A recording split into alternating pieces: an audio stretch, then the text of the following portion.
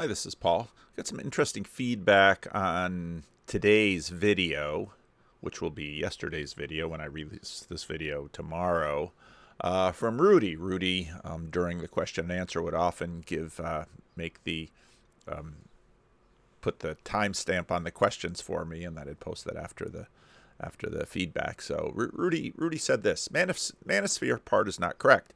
And I really appreciate this kind of feedback because I don't follow the Manosphere. Aaron Wrenn is about as Manosphere as I get, and I get the sense that that's a pretty narrow segment of it, and that was validated when I started poking around in some of the recommendations that Rudy gave me. Manosphere part is not correct. The guru of the video is not representative anymore. Since the passing of Kevin Samuels, I'd mentioned him in a previous video. I found him very interesting to watch. You should watch the YouTube channels of Just Pearly Things, Fresh and Fit, Real Femme Sapien. And so I watched some of all those three channels. And whenever I go out there, Rick will often have this effect on me too, because I'll sit down with Rick at some point. It was usually before the Friday question and answer. And he'd say, "Have you seen this?" And he'd pull something up on YouTube and it'd be like, "No, I haven't seen that. I have no idea how to integrate that into my map of the world very quickly." So, and sort of had the same impression with these three channels. Now, many of you watch much more YouTube than I do, so I really appreciate your recommendations. And I know it's risky to try to drop links into the comments because then YouTube will often take them down. Rudy said even the word woke, just typing that in would YouTube would take down the comments. So there's a lot of comment censorship that goes on by YouTube that I'm simply not aware of. So those three channels, and the third channel in particular seemed to be, I don't know much about her. It's a smallish channel. She seemed to be a kind of a red-pilled young woman, maybe a Christian, I don't know, who was talking about it's again, it's a lot because I'm a married man and was married 35 years, almost 35 years ago. It's a lot of stuff that's just kind of foreign to me. I haven't been thinking about looking for a wife because I've had one for longer than many of you have been alive. So it's just kind of the way it is. Around 2008, you had the pickup artists that were all about approaching women. Then you got a turn. How to keep a woman. Now you've got Instagram that changed the whole game because it became the number one dating app in the Western world. Wow, that's interesting. 2008 pickup artists had only to compete with his local peers. Now multimillionaires fly girls from all places to London, New York, and Dubai. The average woman has become more hypergamous than ever. That's why the current Manosphere not only teaches about game, technique, but also about fitness, business, status, networking, and leadership. And I found that quite interesting. So this little video that I saw a little bit of it, the videos were short, so I could catch little glimpses and sort of get a sense of it. Modern men are average at best. I heard it. I've seen it. So I'm in university right now, and I talk about the feminization of men, but their clothes are frumpy. Now, like, I do think that women at least have some sort of innate understanding that their sexuality matters. So on average, I think they try to present themselves a little bit better than men. Do I think they over sexualize their clothing? Sure. I think that's like common with the era. But for men, they've got pudgy bellies. Their hair is unkempt. If they have a beard, it's out of control. If I think I'm guilty as charged on all accounts. What little hair I've got. Good thing I'm not in the market.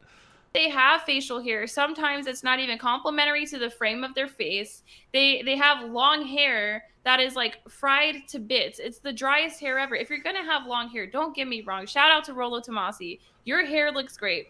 But these young men out here are just absolutely unkempt, and they try to step to you, and you could be an average woman, right? And you still would look at your average guy like, no way. And as much as that frustrates men because they're like, well, women should level themselves up, I think it comes down to eggs are expensive and sperm is cheap. I do think women have leverage. They might have a little bit too much, but I think if you use it the right way, you can get a good catch. So there is a ton. Quite instrumental. She also had She also had a piece on Jordan Peterson that I put on the clip channel. With my missive. Oh, yes. I agree with Jordan on that. I don't think he didn't threaten anybody. He didn't threaten anybody. He was just saying, hey, kind of think, well, you'll hear later his explanation. Because when I first was watching this, I was like, I don't know if I agree. This doesn't seem sincere to me. But when he explains his entire position, I'm like, oh, this makes absolute sense. Because to me, I'm at a point where like these people are going to ruin their own lives. Okay, like literally, who cares? You do what you want to do. There's going to be other people getting married and having babies. You guys don't want to, fine. You want to sterilize your kids, fine. And it breaks my heart to see. Do not get me wrong, it breaks my heart to see. But I just, what is going on with American parents where, you know, you're putting your kid on hormone blockers to prevent puberty. These things are permanent. You're letting them get like top or bottom surgery, and people are going to act like it's not happening to teens. In some states, it does happen for teens because there was all this outrage for Texas when they were trying to say that, hey, you know, like we want to consider this a child abuse law, and nobody was going for it, right? Like, well, on the progressive side of things, on the left side of things, we're like, that's not good enough. That's a bad thing. And I'm like, these are children and their prefrontal cortexes aren't even fully formed. Isn't it interesting how the psychological scientific justification is often it's convincing to us. It's plausible. You don't think that's going to backfire? I have so many tattoos that I regret that I got under the age of 25. Matter of fact, I think when I turned 25 is when I stopped getting bad tattoos. I thought that was a great line. If there was a point when my children were minors, like, Dad, can you sign off on a tattoo? It's like, no. Why? Because any tattoo you choose now, trust me, you won't want it 10 years from now. And after you turn 18 or 21, if you decide to put that on your own body, well, that'll be on you. It won't be on me. So the Manosphere stuff was interesting. But then the question that that Aaron Wren was asking that really sort of led off the video for me. Why do men tune into online gurus instead of the church? And some got into the comment section. Well, that's sin. Well, yeah, but there's more to it, and that's part of what's interesting about the discussion is, well, why has the church lost credibility and plausibility? Now, the plausibility question for me is an interesting one. This week's text comes from the book of Acts chapter 19. God did extraordinary miracles through Paul, so that when the handkerchiefs or aprons that had touched his skin were brought to the sick, their diseases left them, and the evil spirits came out of them. Then some itinerant Jewish exorcist tried to use the name of the Lord Jesus over those who had evil spirits, saying, I adjure you in the name of Jesus, who Paul proclaims. 7 sons of a Jewish high priest named Sceva were doing this, but the evil spirit said to them in reply, Jesus I know and Paul I know, but who are you? Then the man with the evil spirit leapt on them, mastered all of them, and so overpowered them that they fled out of the house naked and wounded. When this became known to all residents of Ephesus, both Jews and Greeks, everyone was awestruck, and the name of the Lord Jesus was praised. Many of those who had believed confessed and disclosed their practices. A number of those who practiced magic collected their books and burned them publicly. Then the value of these books was calculated. It was found to be more than 50,000 silver coins. So the word of the Lord grew mightily and prevailed. It's a very interesting passage in terms, on all sorts of different levels. In some of the sermons a couple of months ago, I was reading Bart Ehrman's The Triumph of Christianity, where he specifically talked about miracles. Bart Ehrman, of course, does a whole lot of dancing around the question, saying that, well, Christians will believe it, but most non-Christians won't believe it. I'm not entirely sure I agree with his estimation. Certainly Christians have a leaning in to believe what's in their Bible at a higher rate than people who are not necessarily Christians, but there's a lot more going on there in terms of plausibility structures and epistemic beliefs. This gets into questions of, well, the culture of the ancient world and the culture of Ephesus, where this story is coming out of. This from a commentary by John Polhill. Paul's miracles had an impact on the wrong element, as well as genuinely seeking his help, much as Simon Magus, who had enamored with Philip's miracle working, a group of itinerant Jewish exorcists had observed how Paul drove out evil spirits by invoking the name of Jesus, and undertook to do the same thing. In the Greco-Roman world, Jewish exorcists were held in high esteem for the venerability of their religion and the strangeness of their Hebrew incantations. Magicians and charlatans were omnipresent in the culture, offering various cures and blessings by their spells and incantations, all for a financial consideration. The more exotic the incantation, the more effective it was deemed to be. This is the interesting part. A number of magic papyri from the ancient world have been discovered. These consist of various spells that often invoke the name of foreign gods and employ various kinds of gibberish. Now, if we're going to convey this to the Manosphere, we can think about, Love Potion Number 9, the song that became a movie, if you've ever seen the movie. In the Paris collection of the magic papyri, various Old Testament terms are found, such as Io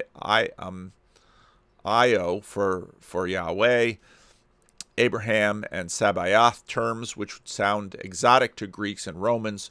One spell reads, I adjure thee by Jesus, the God of the Hebrews. Another from the same papyrus reads, Hail, God of Abraham, hail, God of Isaac, hail, God of Jacob, hail, Jesus Christus, Holy Spirit, Son of the Father.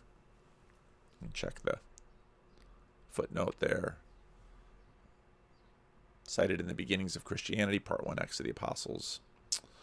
Ancient magicians were syncretistic and would borrow terms from any religion that sounded sufficiently strange to be deemed effective. Polhill, of course, too, has his own biases in his writing. We all do. These Jewish exorcists of Ephesus were only plying their trade. Paul's spell in Jesus' name seemed effective for him, so they gave it a try. The attempt backfired. The group had made it were 7 in number and described the sons of a Jewish high priest named Sceva. The reference to Sceva's high priest creates a problem. Josephus lists all the names of the Jewish high priests up to the fall of the temple, and none of them is Sceva. Evidently, the scribes of the Western text were the first to note this, for they altered the text to simply read priest, not high priest. More recent scholars have taken other routes to solve the problem, etc., etc. And this is what a commentary might have. Craig Keener has his massive 2-volume work on miracles, where he treats the subject quite exhaustively from from an evangelical perspective. Here's an interesting quote. Nowhere else are so many miracles reported of a single person as they are in the Gospels of Jesus. The uniqueness of the miracles of the historical Jesus lie in the fact that healings and exorcisms which take place in the present are accorded an eschatological significance. What does that mean? An eschatological significance. It means that all of this instrumentalism, all of this attempting to achieve something here and now, local, desirable, is laid out against a narrative that goes from beginning to end of this world story. Nowhere else do we find a charismatic miracle workers whose miraculous deeds are meant to be the end of an old world and the beginning of a new. C.S. Lewis in his book Miracles would, I think, for the most part, agree with that. Jesus' miracles have little in common with the magic as mostly defined, especially the magic elaborated, documented for us in the 3rd century magical papyri. Pagan magicians typically sought to coerce deities or spirits by incantations. Jesus simply commands as God's authoritative agent. But whereas the gospel tradition provides many miracle stories, none involve incantations. Their paranormal claims do not fit dominant forms of ancient magic in such respects. There's interesting comparison between rabbinic miracles and Jesus' miracles. The genre question is critical. Rabbis generally related accounts of rabbis who wrought miracles to make a homiletic point concerning a teaching. The Gospels and Acts recount miracles of Jesus and his followers primarily to validate Jesus' person and mission rather than just a particular teaching. I think there's kind of a both-and situation. A lot of Jesus' miracles definitely had homiletic impact, but they weren't simply, say, sermon illustrations. Miracles that most interested early Jewish sources were miracles of national deliverance, and you read a lot of those in the Old Testament, which are not the category of miracles most often associated with Jesus' ministry. He argues that the evidence leaves Jesus as unique in the surviving Jewish literature of his time as being portrayed as performing a large number of healings and exorcisms, especially as a bearer, not just a mediator or petition of divine power. Eve is not alone in his observations. Thiessen and Mertz appear representative of many today in concluding that while Jewish wonder workers offer closer parallels than pagans do, they differ significantly from Jesus, especially in working only through prayer and lacking in eschatological miracles. No other early Jewish source reports as many miracles concerning the individuals as the Gospels do, and Jesus stands alone among prior miracle workers using miracles, this case healings and exorcisms, to indicate the coming of the eschatological order. And I think that's very much, I very much agree with what they're finding in terms of what I see in the Bible. Now, one of you, I won't out you. One of you sent me via Twitter Messenger a link to this podcast that John Vervaeke had done not too long ago, and I think this sort of falls into the question. This is the website by an Aaron Alexander. I've never heard of him. He has a podcast called Align. Align your mind, body, and movement is simple, and I'm here to teach you how. And he's got pictures of himself here. I caught an interesting, when I was researching the Aaron Renn Substack, I thought, well, often he reads it, so it's a little nicer to have him read it, and I can do the commentary that way.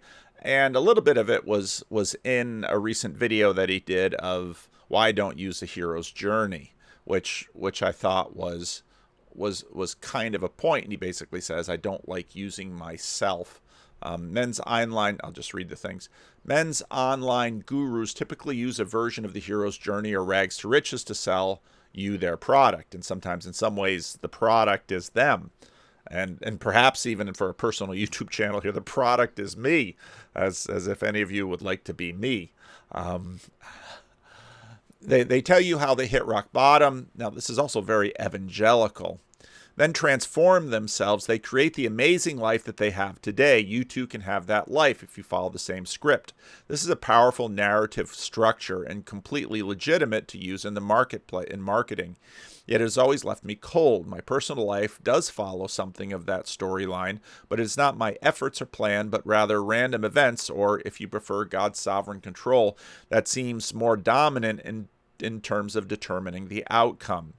We are not always the hero. We have to remember that unless the Lord builds a house, those who labor build in vain. Well, there's nothing wrong with using a hero's journey storyline. We should be humble in recognizing that for incredible good fortune, we would not have achieved whatever success we have. And, just the contrast of these two struck me.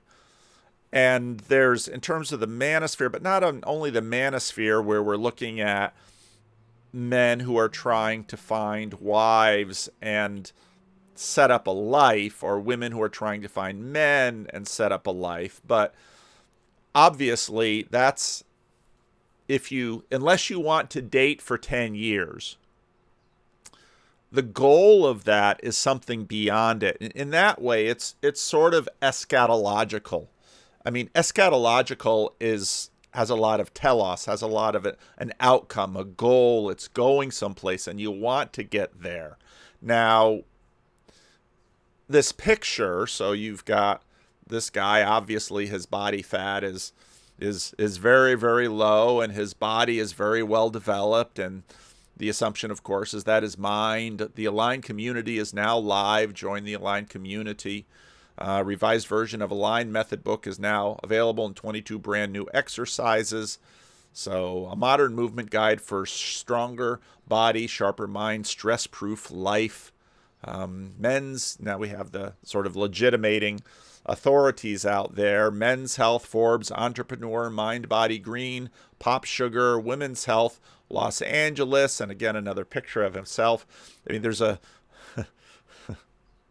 for those of you who don't know it, there's an entire genre of yoga in nature pictures.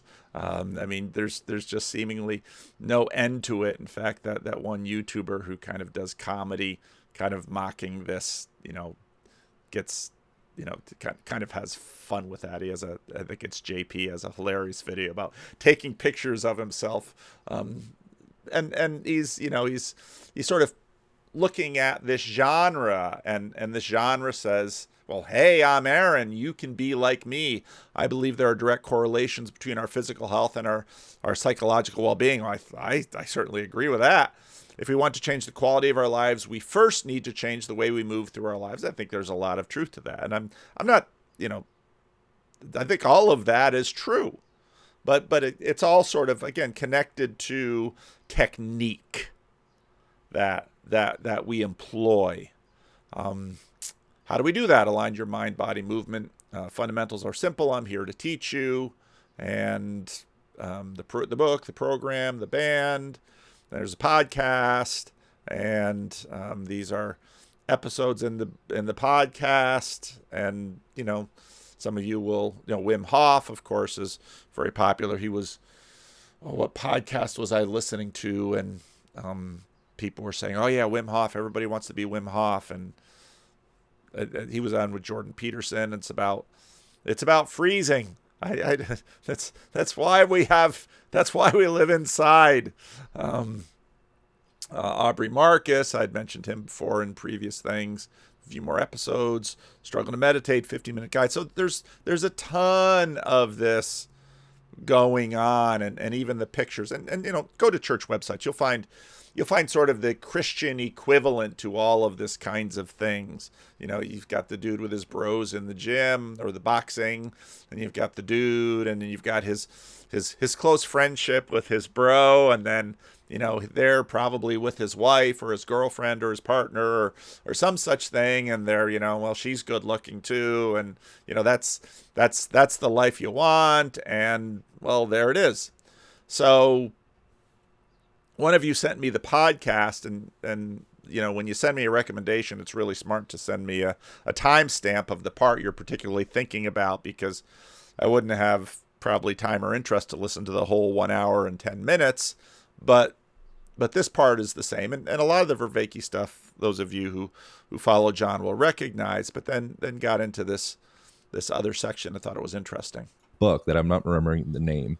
I wrote it a long time ago, but it's essentially about how our self-image and our perception of ourself, or our story of our identity structure, at least I think this is what it's about, just based off of talking. I haven't read the book, but how that informs our shape in a way. And this is something that I've been thinking about for a long time. And I don't really talk about it much because I don't really have much of a foundation or anything to grasp with it. It's just kind of like a theory that I keep to myself. But we have this perception of who we think we are. And I believe that our physical and well, we have a perception of who we think we are. We have a perception of who we want to become. And so, there's eschatology sort of all throughout this. It's almost inescapable. And again, just,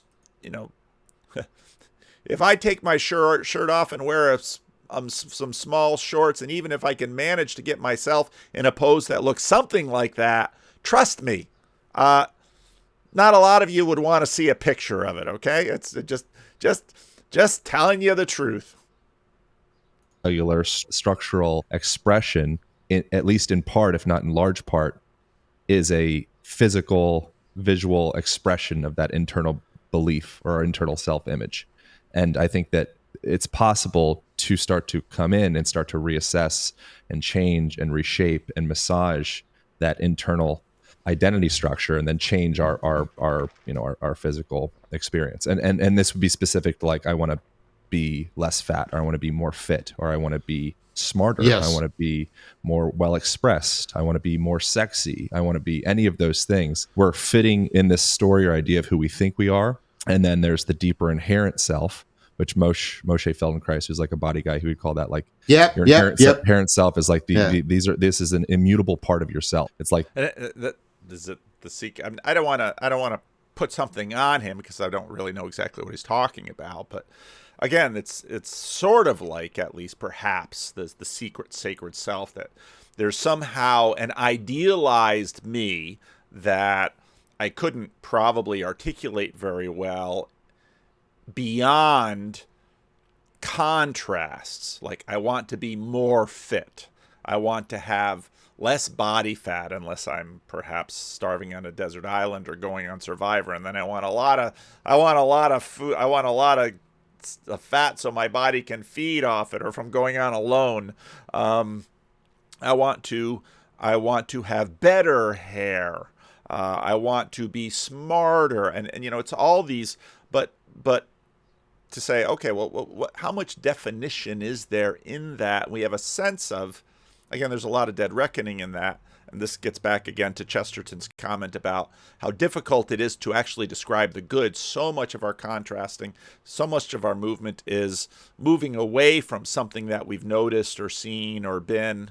The bottom portion of the glacier, and we can tap into that at any time. But most of us are kind of riding that game self, or that superficial topical layer.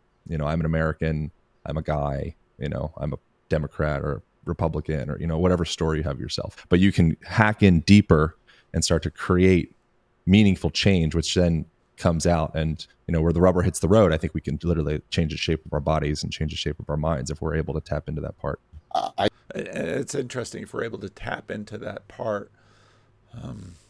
It's such an interesting way to phrase it. But again, back to sort of where this video began, it's not terribly different from, did I lose? It's not terribly different from, men should maybe dress a little nicer and lose a little weight and pay a little bit more attention to their grooming and bathe with a little bit more regularity and pay a little better attention to their person of interest, let's say. I think that's deeply right. And this goes to what I was talking about with niche construction. And let's go back to the topic of addiction to talk about that. Yeah, addiction's a big one. Yeah, we tend to think of addiction as like the disease model, but the work of, Mark Lewis. And that's so interesting, of course, because for AA, the disease model at the beginning of the 20th century was a way to sort of push back alcoholism from the moral model. In this history of the Second World War, it's very interesting where the American Navy would build all sorts of creature comforts to the degree that they could, creature comforts into their subs, into their ships. They would have limits on how often the pilots could fly. They would do all of this kind of thing, and the Japanese basically said, well, if you shouldn't need all those things. You should be full of the warrior spirit, and that should overcome. And in terms of, again, the outcomes that they were looking for, well, Japanese pilots would be subject to fatigue, and then they would not perform well. And of course, if you're a fighter pilot and you're not performing well, you're probably going to die. And that's what happened. And so with the American system, they would, to the degree especially that once they got enough pilots and planes and, of course, all the production going and everything, well, then the pilots would have respites, and they would cycle on and cycle off, and that kept the pilots alive. And then you don't lose your pilots and their experience, and you just sort of took a look at the whole system. And the reason was, well, you sort of relocated. For the Japanese, the reason was sort of lack of spirit. But for the Americans, it was, well, this was physiological. This was health. You need to take a break after a certain number of hours of flying, or a certain number of weeks of duty being sort of compressed into that. And you need to do that. So the medicalizing of it. And now, in a sense, we're saying, well, maybe medical isn't the best example of addiction, where we replace it with what he calls reciprocal narrowing. Let me give you like one piece of many pieces of information why the sort of disease model is inappropriate and why it connects to what you just said. So you have soldiers in Vietnam using opioids, and opioids are deeply addictive. In one sense, that's right. but then they come back to the United States, and many of them, the vast majority of them, stop using. Now, why? Because of these deeper levels. Because what's happened is, notice that, right, the arena has changed and their agency has changed. The way those two fit together, they're no longer in Nam, they're in the United States. They're no longer a soldier, there's a civilian. The whole arena, the whole agent arena relationship has been altered, and they stop, the vast majority of them stop using the opioids like heroin. Now think about what that means. Just think about how deeply what that means. So it means that we, again, don't think of the... And if you go to the conversation with John Vervaeke, Michael Levin, and Karen Wong. I think John, you're absolutely right. We need to understand the contribution of the placebo component of that, the actual, like, okay, what was actually done on a mechanistic level. But what's interesting to me about that is that I think we need to move to a place where, so I think for example, currently most studies of pharmacology, what they would like to do is to get rid of the placebo effect, to null it out in some fashion, right? And what they want to remain with is the purely molecular, I have designed a drug, it binds the protein, and I know exactly what it's going to do, right? I think down the line, what we're going to have is, yeah, there's some of that, but there's also a really important context for that molecular network. What has it learned in the last X number of years? And what are the stimuli that we are giving it? What are we actually stimulating it to do, given, basically to me, that question of control at a higher level is not any less real or less valuable. In fact, it's probably much more powerful than trying to micromanage it from the bottom up with drugs and so on. So I think down the line, that understanding of it, which now we sort of just see it as placebo, I think it's a whole constellation of interesting sort of proto-cognitive features of our body organs and tissues and so on. That's going to be the main act, and the molecular and kind of the molecular stuff eventually is going to be the minor part of it, and the rest of it is going to be, the major part. I have to apologize. And in some ways, right there, great little summary of that whole conversation. That now, obviously, his electrical ideas and the study that they're doing, that's in a sense information, that the way that cells talk to each other in the whole body. But part of what John is saying in terms of addiction and Vietnam and is that it's not only the whole body, it's the context of the person. And that's part of, the ongoing conversation about addiction, that it's not just what's happening in the body, that you put this addictive substance in and they want it. It's everything around the body. It's relational. So it's not just the information, let's say, that's carried by electricity between cells. It's the relational location and all of that that's going on outside in this far larger world. Addiction as in you. Think of the addiction as between you and the world. This is Mark Lewis's model. What happens in addiction is I take it, like, here's a stressful situation. I take a substance in order to reduce the physiological distress. But what that does is it reduces my cognitive performance. That actually makes the world more threatening. So now the world is... Now, I don't know if that makes the world more threatening. It makes you less able to respond to an already threatening world. Now, part of the difficulty that people have is sometimes they get overstimulated by a threatening world. And what that means is that they are unable to respond effectively or appropriately to the threats in the world. That's someone, let's say, that's happening in war. I mean, on one hand, yes, war is very threatening. And the other hand, if you panic, you lose that capacity to engage in a productive way with the threats in the world. And part of what, they use both uppers and downers. And I remember having a conversation with a friend of mine who was a biochemist. He says, basically, drugs are doing one thing or the other. They're putting the system up or they're putting the system down. Now, that's a super low resolution picture of it, but there's a lot of truth to it too. And so if the soldier is just getting just freaking out about the amount of terror and violence and threats to that person's body, well, then a downer might, make them more able to function. I mean, it's sort of what we're talking about here. Is shrinking, and then I take more of the substance, right? So what's happening is the world is shrinking. That's making my cognition lose its flexibility and its range. Then the world is, it's called reciprocal narrowing, until the world can't be any other than it is, and I can't be any other than I am. And then that's the state of addiction, in which there are no options for who you are, and there's no possible future in your arena. But here's the thing. Once you get out of the addiction is in me and into the addiction is dynamically between me and the world. And I remember the lunch when I was actually talking to Mark about this, and I said to Mark, but if you can reciprocally narrow, you can reciprocally open. You can open up. Like I was talking about earlier, you can learn to draw more from your environment, so it draws more from you. So that draws more from the environment. It draws more from, you can learn to open up. You can reciprocally open up. And that is precisely the situation that you're getting in things like flow and the mystical experience. Our sense of meaning marks when we are reciprocally opening like that. And that's why it's so closely connected to love, because love is where we have a very powerful experience of reciprocally opening with another human being. What do you think a point of all of that is? Like, now this is where the conversation gets really interesting, especially from a religious point of view, because obviously, all this technique has to scale.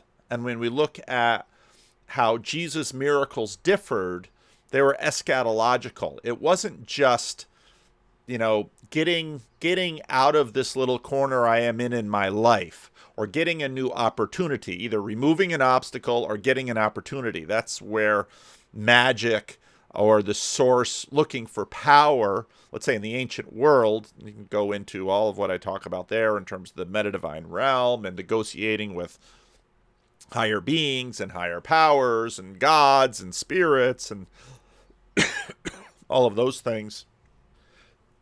At some point, these relationships, the relationship of, let's say, addiction, well, you can scale it up to the immediate surrounding, but we don't just live in an immediate surrounding. You live in a relational surrounding that goes far beyond even just time. You live in a relational surrounding to your father and your tribe and your nation that goes back hundreds of years. And you live in a relational surrounding to not just the people present, but your family and friends and people of your tribes and nations that goes out horizontally. And you live in all of these relations, and this dynamic relationship that John was talking about between, let's say, the drug and all of these things. Well, these things scale and go out in all kinds of directions. And so the podcast host basically asked the $64,000 question or $64 million question, whichever area you're getting your dollars in, is, hey, well, so what?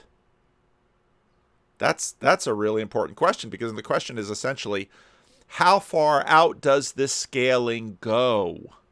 Like, what's the point of opening or closing in the first place?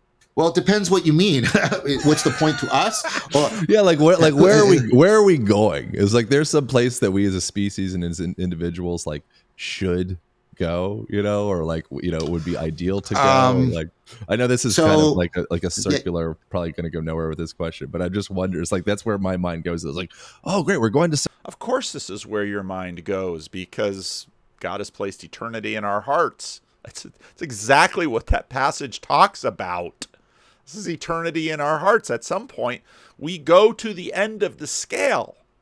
That's how we live, and we in fact orient ourselves and an entire world all the way out to, again, in the previous video we talked about totality versus infinity, and in a sense we find it frustrating and not fully satisfying unless and until we can sort of at least create some plausibility structure that goes all the way out to infinity. Somewhere better. I'm like, where is that? Well, I mean, there's probably going to go nowhere with this question. These individuals should go, or would be ideal to go.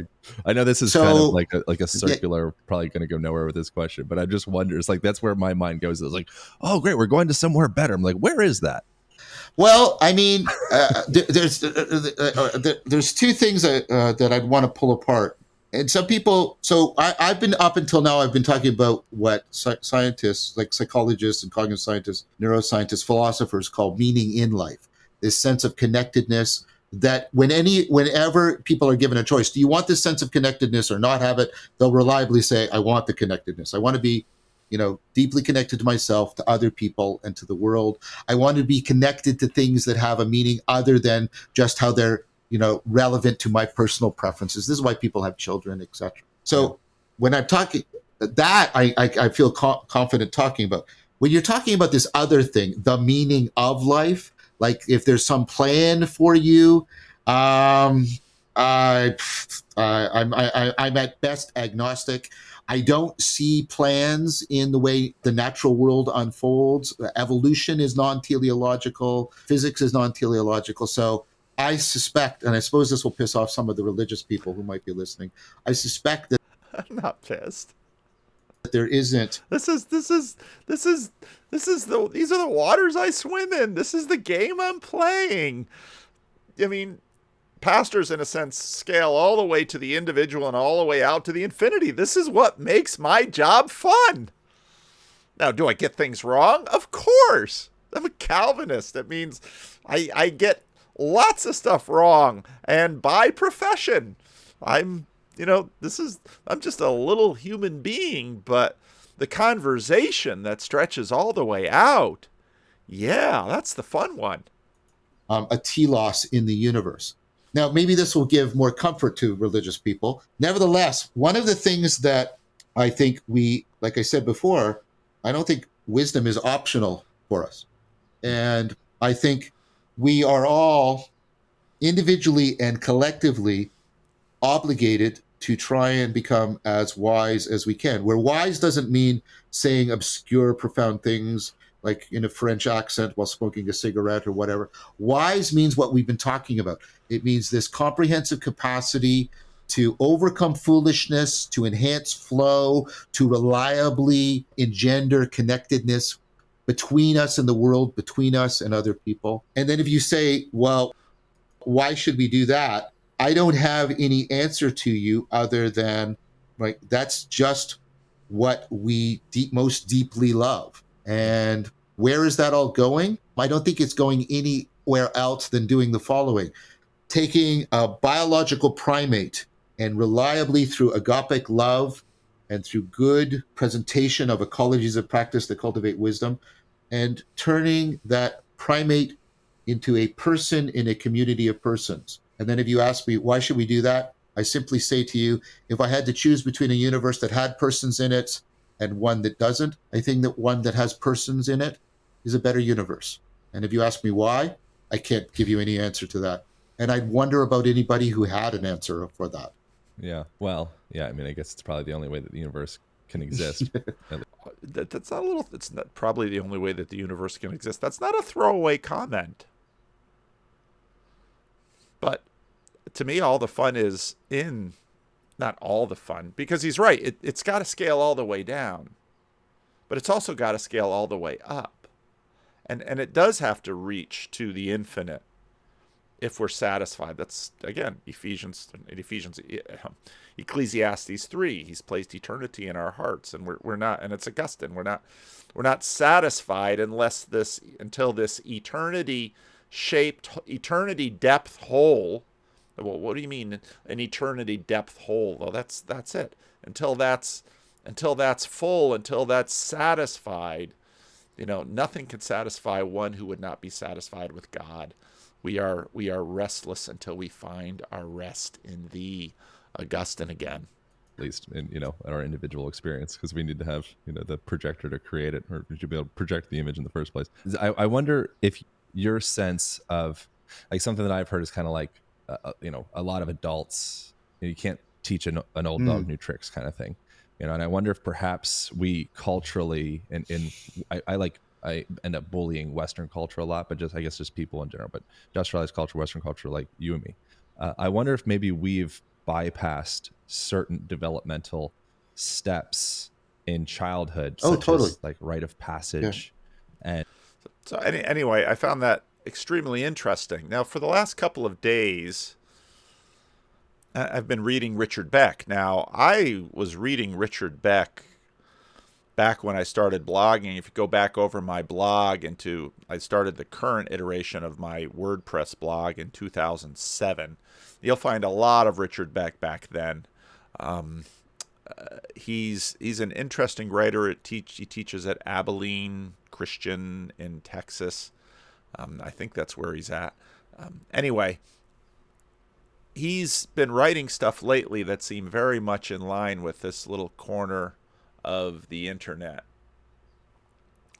Yesterday, I made an observation about emotions and metaphysics. Specifically, in the West, we've inherited emotional expectations from Judeo-Christian tradition, but have jettisoned the metaphysics that catalyze and sustain these emotions. Consequently, the emotional engine of many in the West is running on fumes. It's basically Tom Holland's anxiety.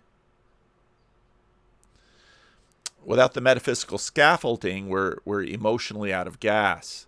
And we've focused on the inner stuff, okay, making things work. And in that sense, we've sort of come back down to Ephesus and are trying to figure out how to get the world to behave the way we want it to work.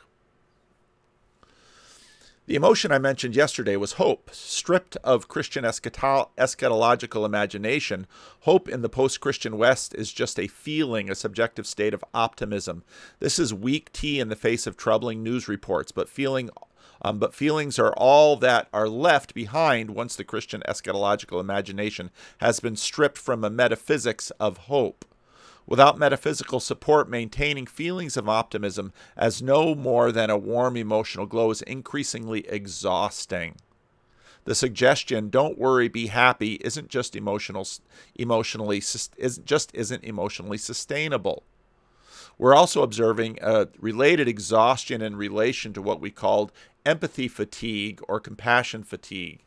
Again, we've inherited from the Judeo-Christian tradition the emotional expectation that good people are to care for all the world's suffering, and that's a lot.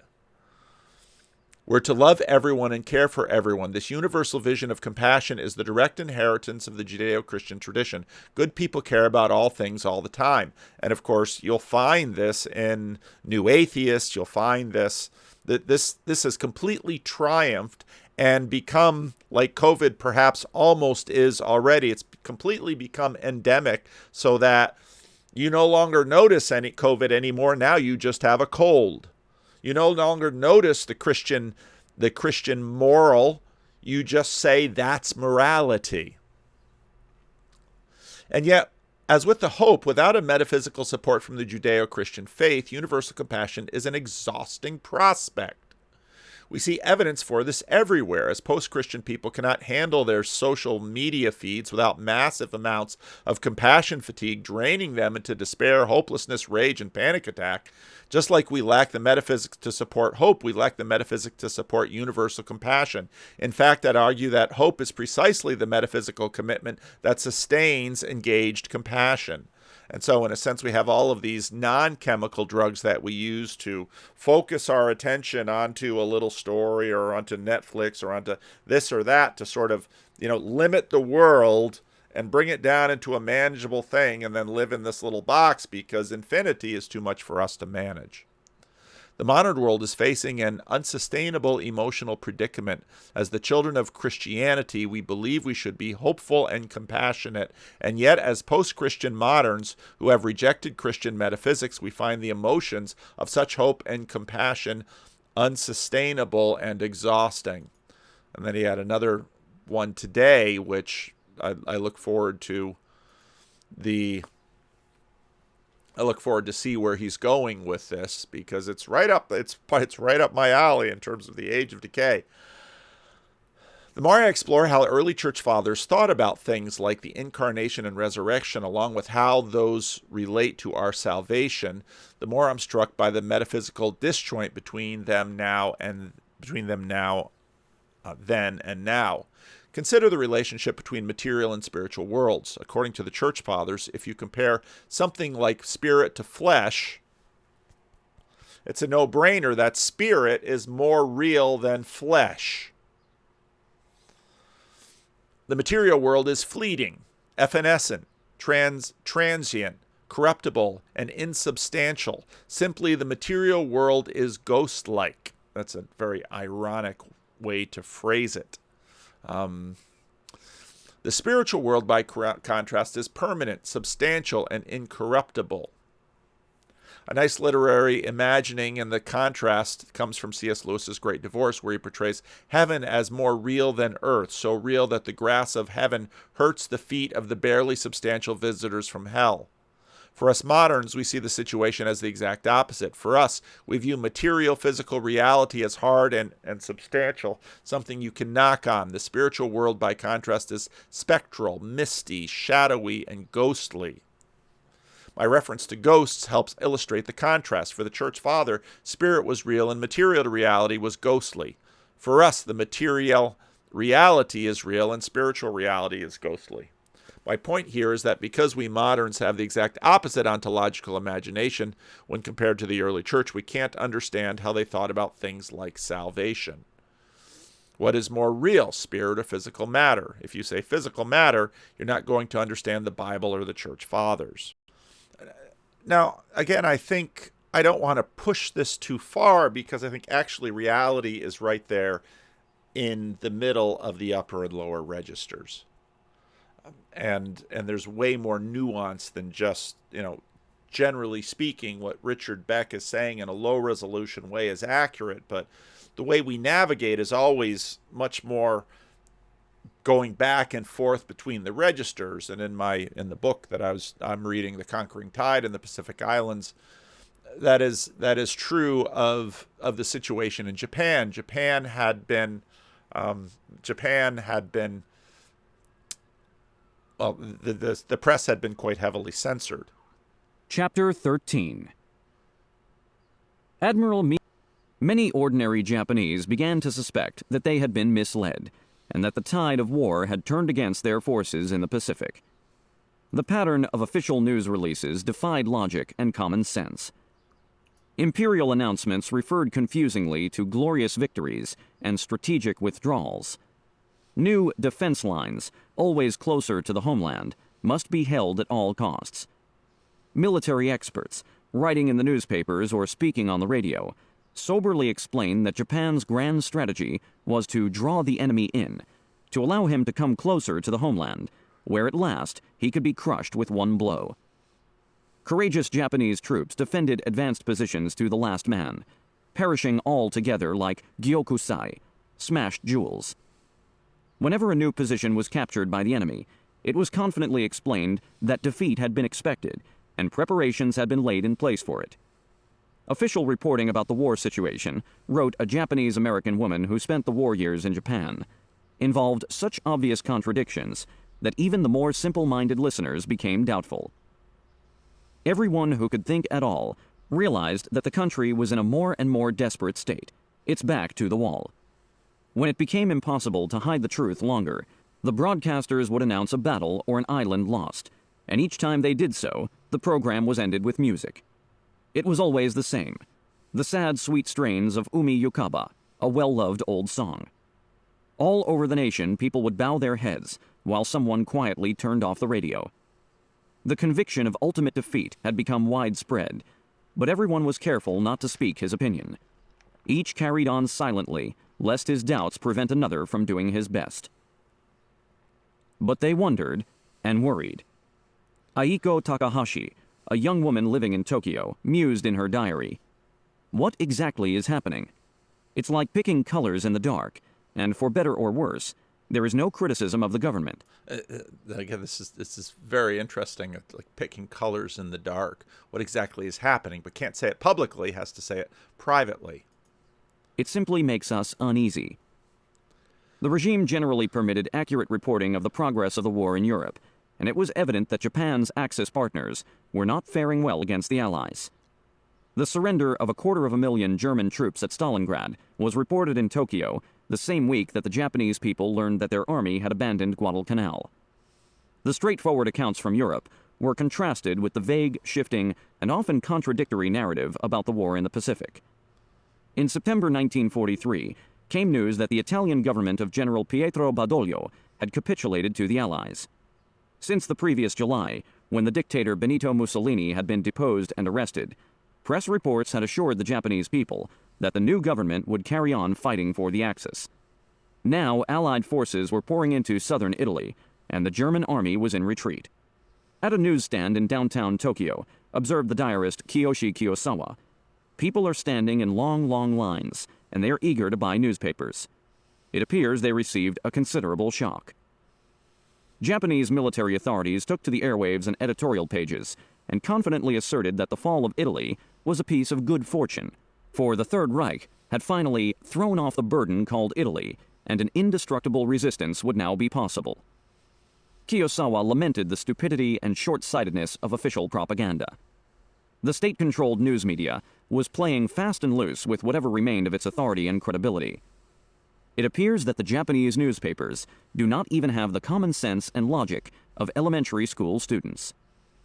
Regime-sanctioned slogans and themes extolled the indomitable power of Yamato Damashi, the collective Japanese fighting spirit. Even if the enemy possessed material superiority, and in 1943, hints of America's enormous industrial output were seeping into news accounts, Japanese workers and warriors were capable of arousing themselves to new peaks of devotion and self-sacrifice. In the end, no matter what the cost, the transcendent spirit of the Japanese must prevail. When American forces stormed the Aleutian island of Attu in May 1943, a Japanese garrison of 2,650 soldiers fought a savage battle and died almost to the last man. Their cause had been hopeless. General John L. DeWitt's 7th Infantry Division assault troops had outnumbered the defenders by 5 to 1. But they chose collective death over the ignominy of surrender. In Japan, the annihilation of the Attu garrison was inscribed as an important moral victory. It had proved that the Japanese warrior was willing to give everything for his country. The term Gyokusai, first coined to describe the mass combat deaths and suicides at Attu, became increasingly familiar as one Japanese island garrison after another perished in similar fashion. Leading Japanese newspapers reported that the heroic spirits of Attu literally rose from the dead, took corporeal form, and renewed the fight against American forces when they landed on Kiska Island 3 months later. Foreign reports reveal that the American forces fought intensely and bitterly against this army of spirits over a period of 3 weeks. The Japan Times and Advertiser reported on August 24, 1943.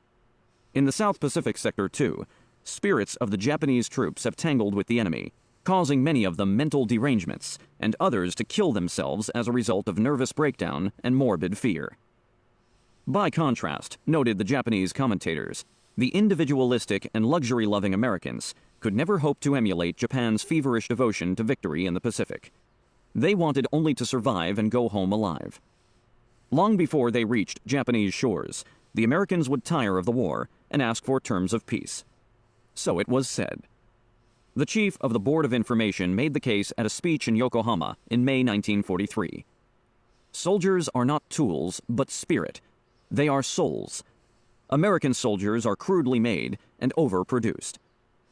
When General George S. Patton slapped an American soldier in Sicily in August 1943, the incident prompted excited commentary in the Japanese press. Here was incontrovertible proof that the enemy's fighting spirit was flagging. Since the United States was a democracy, its people would sooner or later bring pressure to bear on their leaders to seek a peaceful accommodation with Japan. Time was on Japan's side because conditions within America do not allow for a long, drawn-out war. Homefront civilians were forever being exhorted to arouse themselves to greater efforts, to unite and summon their collective spiritual strength for an impending decisive confrontation with the enemy. The present situation is truly grave, the Showa emperor told them. In an imperial rescript opening a special session of the Diet on October 26, 1943, the Japanese people must fully display their total strength and thereby destroy the evil ambition of the enemy nations. The people replied with exceptional fervor. That fall, apparently without a word of complaint, the Japanese government abolished holidays and weekends. There would be no more days of rest. The people would return their holidays to the emperor. Labor drafts were steadily expanded into new categories. Unmarried women and university students were conscripted into civil defense work and war industries. progressively younger children were drafted into the workforce. In September 1943, all girls over the age of 14. The following April, all children of both genders over the age of 10. Although the American air raids were still more than a year away, measures to evacuate children from the cities were initiated in October 1943. Military conscription was expanded. In the fall of 1943, college students aged 19 or older, except those majoring in science or engineering, were called to service. Middle-aged men as old as 45 were inducted. The send-off ceremonies were every bit as elaborate and well-attended as those of 1941, but the mood had turned perceptibly darker. People had seen too many wooden boxes wrapped in white cloth, containing the cremated remains of dead soldiers and sailors repatriated from the war zones. Aiko Takahashi, the young woman in Tokyo, told her diary that the send-off processions had become rather pathetic affairs. As I look at them, I have the wrenching thought that today, once again, a funeral of living people is passing, and youngsters with their sleeves rolled up are being sent off to die. How do we navigate? Well, you're navigating. Does spirit matter? Well, yes. Does the lower register matter? Flesh matter? Yes, they both matter. And there we are in the middle. But again, for our stories to, I think, finally embody us, and for us to embody our stories, I think they've just got to scale. They've got to scale all the way out to the infinite. There'll be more about miracles perhaps before the Sunday rough draft for Sunday, because it's obviously part of what I've got to talk about. And part of what's happening in this little corner again is figuring out how to handle some of these dualities. And right now the leaning is towards less duality, let's say, even though upper and lower registers are a duality. It's towards less duality. And looking, in fact, for an integrated view. And I think for that reason, the miracles of Jesus are, in fact, Jesus in that way sort of presents himself right between the upper and lower registers. He commands the deaf to rise. The dead to rise. He commands the deaf to hear. He demands the spirits. He commands the spirits. He bids the storm to cease. And of course, Jesus' miracles are not the kinds of magic we would want, such as conjure a storm to defeat your enemy's fleet. But Jesus is shown right in the middle, and I think that's why he gives hope to Christians of, well, if in fact God, in the Hebrew sense, is revealed in him, well, he tells us that being is good, and he sits right in the middle. And 15. Miracles of the old creation. The sun can do nothing. 16. Miracles of the new creation. Beware, for fiends in triumph laugh o'er him who learns the truth by half. Beware, for God will not endure for men to make their hope more pure than his good promise, or require another than the five-stringed lyre, which he has vowed again to the hands, devout of him who understands, to tune it justly here. C. Patmore, The Victories of Love. In the earliest days of Christianity, an apostle was first and foremost a man who claimed to be an eyewitness of the resurrection. Only a few days after the crucifixion, when two candidates were nominated for the vacancy created by the treachery of Judas, their qualification was that they had known Jesus personally both before and after his death, and could offer first-hand evidence of the resurrection in addressing the outer world. Acts 1:22. A few days later, St. Peter, preaching the first Christian sermon, makes the same claim. God raised Jesus, of which we Christians, are witnesses. Acts 2:32. In the first letter to the Corinthians, St. Paul bases his claim to apostleship on the same ground. Am I not an apostle? Have I not seen the Lord Jesus? 1:9. As this qualification suggests, to preach Christianity meant primarily to preach the resurrection. Thus, people who had heard only fragments of St. Paul's teaching at Athens got the impression that he was talking about two new gods, Jesus and Anastasis, i.e. resurrection. Acts 17:18. The resurrection is the central theme in every Christian sermon reported in the Acts. The resurrection and its consequences were the gospel or good news which the Christians brought. What we call the Gospels, the narratives of our Lord's life and death, were composed later for the benefit of those who had already accepted the gospel. They were in no sense the basis of Christianity. They were written for those already converted. The miracle of the resurrection and the theology of that miracle comes first. The biography comes later as a comment on it. Nothing could be more unhistorical than to pick out selected sayings of Christ from the Gospels and to regard those as the datum and the rest of the New Testament as a construction upon it. The first fact in the history of Christendom is a number of people who say they have seen the resurrection. If they had died without making anyone else believe this gospel, no Gospels would ever have been written. It is very important to be clear about what these people meant. When modern writers talk of the resurrection, they usually mean one particular moment, the discovery of the empty tomb and the appearance of Jesus a few yards away from it. The story of that moment is what Christian apologists now chiefly try to support and skeptics chiefly try to impugn. But this almost exclusive concentration on the first 5 minutes or so of the resurrection would have astonished the earliest Christian teachers. In claiming to have seen the resurrection, they were not necessarily claiming to have seen that. Some of them had, some of them had not. It had no more importance than any of the other appearances of the risen Jesus, apart from the poetic and dramatic importance which the beginnings of things must always have. What they were claiming was that they had all, at one time or another, met Jesus during the 6 or 7 weeks that followed his death. Sometimes they seem to have been alone when they did so, but on one occasion 12 of them saw him together, and on another occasion about 500 of them. St. Paul says that the majority of the 500 were still alive when he wrote the first letter to the Corinthians, i.e. about 55 AD. The resurrection to which they bore witness was, in fact, not the action of rising from the dead, but the state of having risen. A state, as they held, attested by intermittent meetings during a limited period, except for the special and in some ways different meeting vouchsafed to St. Paul. This termination of the period is important, for, as we shall see, there is no possibility of isolating the doctrine of the resurrection from that of the ascension.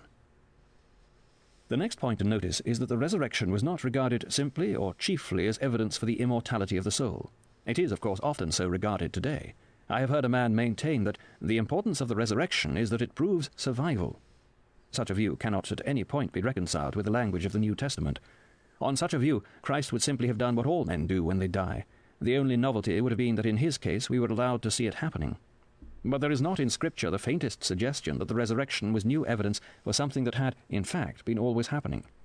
The New Testament writers speak as if Christ's achievement in rising from the dead was the first event of its kind in the whole history of the universe. He is the first fruits, the pioneer of life. He has forced open a door that has been locked since the death of the first man. He has met, fought, and beaten the king of death. Everything is different because he has done so. This is the beginning of the new creation. A new chapter in cosmic history has opened. I do not mean, of course, that the writers of the New Testament disbelieved in survival.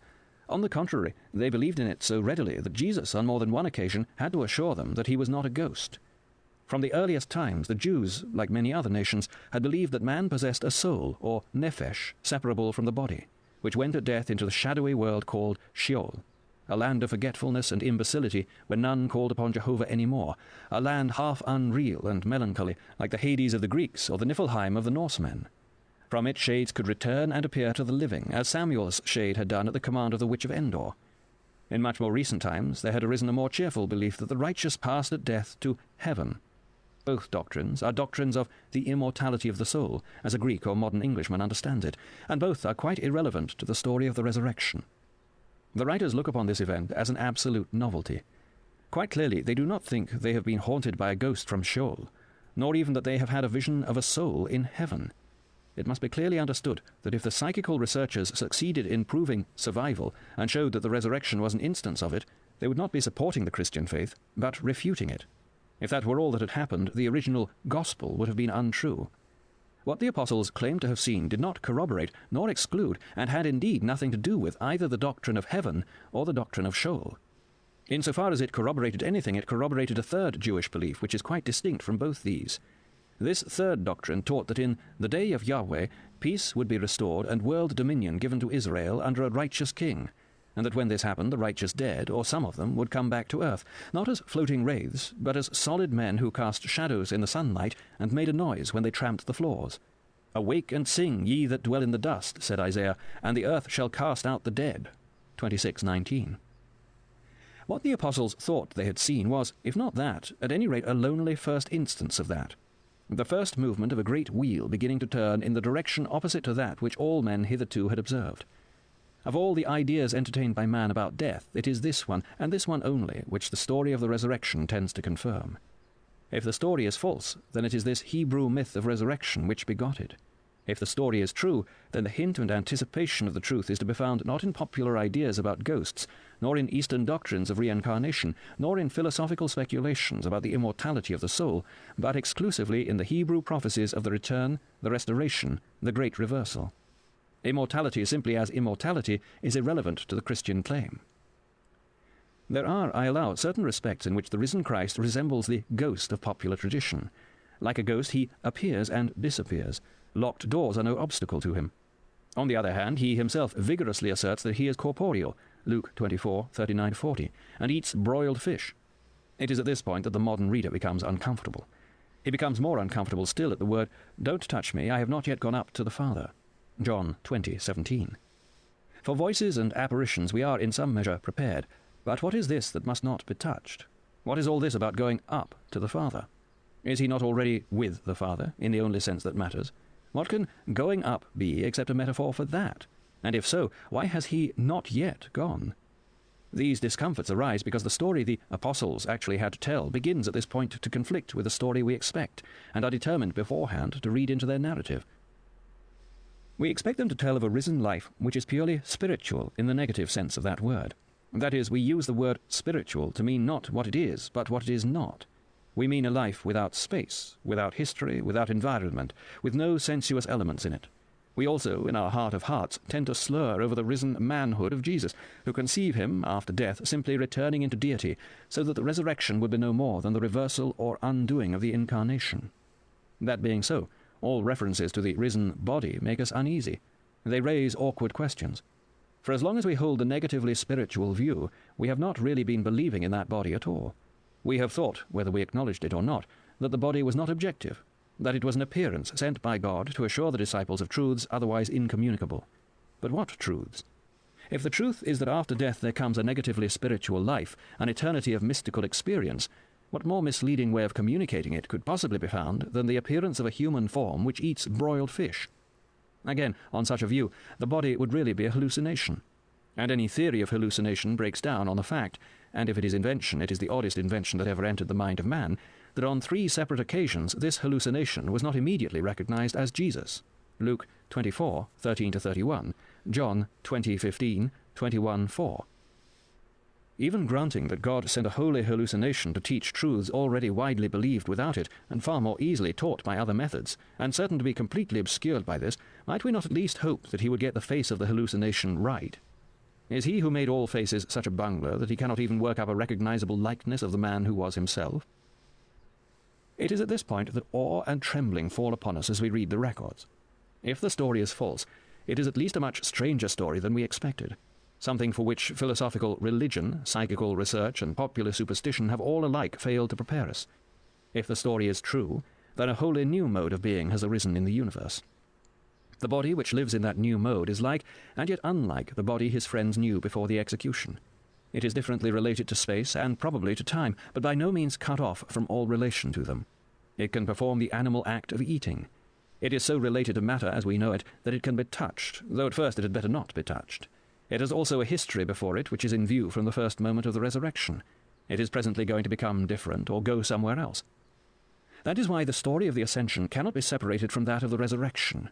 All the accounts suggest that the appearances of the risen body came to an end. Some describe an abrupt end, about 6 weeks after the death. And they describe this abrupt end in a way which presents greater difficulties to the modern mind than any other part of Scripture. For here, surely, we get the implication of all those primitive crudities to which I have said that Christians are not committed. The vertical ascent, like a balloon, the local heaven, the decorated chair to the right of the Father's throne. He was caught up into the sky, Oranos, says St. Mark's Gospel, and sat down at the right hand of God. He was lifted up, says the author of Acts, and a cloud cut him off from their sight. It is true that if we wish to get rid of these embarrassing passages, we have the means to do so. The Markan one probably formed no part of the earliest text of St. Mark's Gospel, and you may add that the Ascension, though constantly implied throughout the New Testament, is described only in these 2 places. Can we then simply drop the Ascension story? The answer is that we can do so only if we regard the resurrection appearances as those of a ghost or hallucination, for a phantom can just fade away, but an objective entity must go somewhere. Something must happen to it, and if the risen body were not objective, then all of us, Christian or not, must invent some explanation for the disappearance of the corpse. And all Christians must explain why God sent or permitted a vision or ghost whose behavior seemed almost exclusively directed to convincing the disciples that it was not a vision or a ghost, but a really corporeal being. If it were a vision, then it was the most systematically deceptive and lying vision on record. But if it were real, then something happened to it after it ceased to appear. You cannot take away the ascension without putting something else in its place. The records represent Christ as passing after death, as no man has passed before, neither into a purely, that is negatively, spiritual mode of existence, nor into a natural life, such as we know, but into a life which has its own new nature. It represents him as withdrawing 6 weeks later into some different mode of existence. It says, he says, that he goes to prepare a place for us. This presumably means that he is about to create that whole new nature which will provide the environment or conditions for his glorified humanity, and in him for ours. The picture is not what we expected, though whether it is less or more probable and philosophical on that account is another question. It is not the picture of an escape from any and every kind of nature into some unconditioned and utterly transcendent life. It is the picture of a new human nature, and a new nature in general being brought into existence. We must indeed believe the risen body to be extremely different from the mortal body, but the existence in that new state of anything that could in any sense be described as body at all involves some sort of spatial relations, and in the long run a whole new universe. That is the picture, not of unmaking, but of remaking. The old field of space, time, matter, and the senses is to be weeded, dug, and sown for a new crop. We may be tired of that old field. God is not. And yet the very way in which this new nature begins to shine in has a certain affinity with the habits of old nature. In nature, as we know her, things tend to be anticipated. Nature is fond of false dawns, of precursors. Thus, as I said before, some flowers come before true spring. Some men, the evolutionists would have it, before the true men. So here also we get law before gospel, animal sacrifices foreshadowing the great sacrifice of God to God, the Baptist before the Messiah, and those miracles of the new creation which come before the resurrection. Christ's walking on the water and his raising of Lazarus fall in this class. Both give us hints of what the new nature will be like. In the walking on the water, we see the relations of spirit and nature so altered that nature can be made to do whatever spirit pleases. This new obedience of nature is, of course, not to be separated even in thought from spirit's own obedience to the Father of spirits.